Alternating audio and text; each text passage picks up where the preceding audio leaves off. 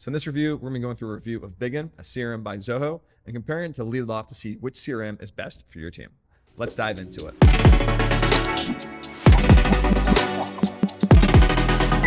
So this is Bigin. It's a really simple CRM, and essentially the way it works is like most CRMs, it has contacts, companies, and has a pipeline here. You drag and drop around, you can create deals and associate them with contacts or associate them with companies, and it's pretty straightforward for the most part.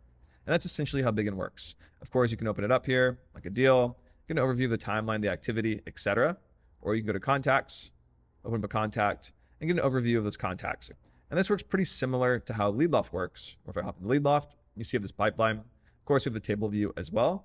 But when you're here, you can drag and drop around, see who you need to follow up with, who's active and who's new.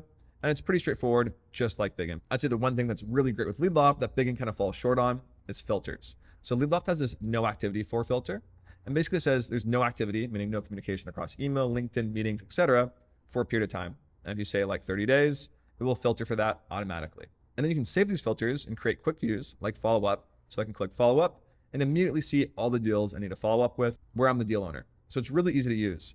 And I tried doing this in Bigin as well. You can hop in here, go to your pipeline, and they do have this option under filters, but it's a little less intuitive. There's touched and untouched records, latest email status. And I was just kind of struggling to figure out how to create these filters, where I think in Leadloft, it's really simple and really easy to use.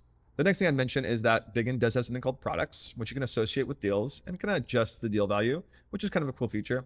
But you can adjust deal values in Leadloft all the same. I could hop in here, go to a deal, and basically adjust it however I'd like here. So they're really similar when it comes to the CRM side of things. However, when it comes to other features, this is where Bigin kind of starts to fall short because Bigin really is just a CRM. It doesn't do much more than that.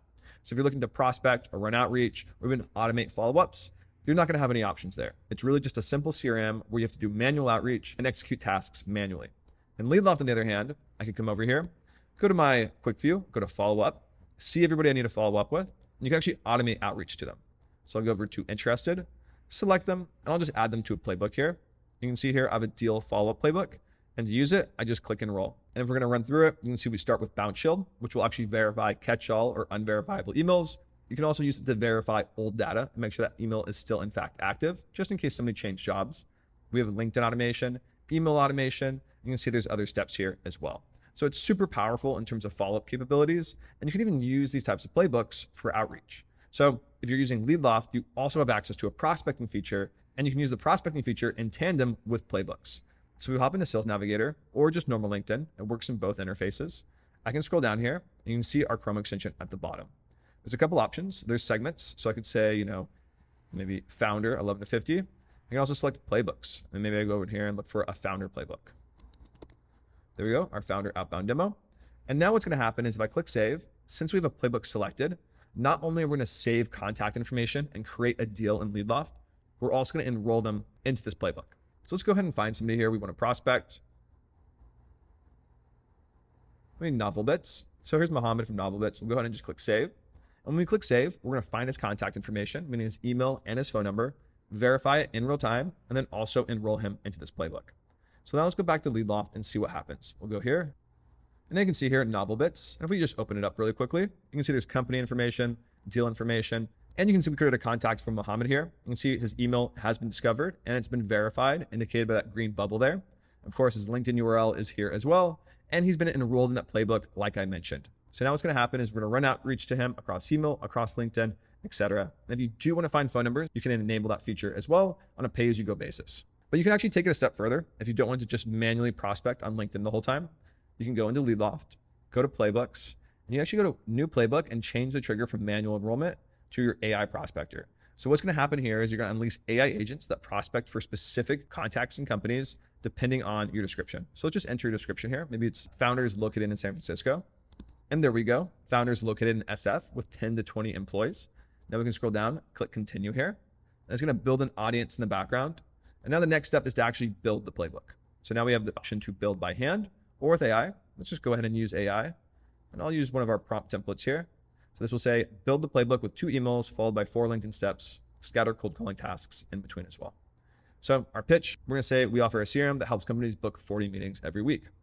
There we go. When you're ready, just click generate with AI, and it's going to start building that playbook in the background. So email steps, LinkedIn steps, call tasks, etc. And there we go. So it starts with Bounce Shield, which can verify unverifiable or risky email addresses. You can also see automated emails, automated LinkedIn connection requests, call tasks, as well as email follow-ups, automated LinkedIn messages, etc. So now this looks pretty solid. Let's go ahead and just click Use Playbook. And there we go. Now we're essentially ready to go. But just to run you through how this works, the prospector now will go contact by contact, company by company, seeing if these contacts in these companies match your description here. If they do in fact match the description, what's going to happen is we're going to save them, verify their contact information, and then start engaging them using this playbook. So it's a super powerful feature, and all of this is handled automatically using AI agents in the background. And to set it live, just click Start Playbook, and after a minute or two, it will start prospecting and engaging contacts. So that's my review of Bigin by Zoho. It is a really simple CRM. If you want something that's just super simple and you're expecting to just manually follow up with leads, it can be a great option for you. However, if you want some automations and you want to be able to automate follow-ups or automate checking back with leads in the new year, Leadloft's obviously the better solution there. And of course, if you want to run outbound lead generation, that's just not going to be possible in Bigin. So just keep that in mind when you're making your decision here. But hopefully it's helpful. If you have other questions, feel free to reach out to me or my team. Otherwise, I'll see you guys in the next video.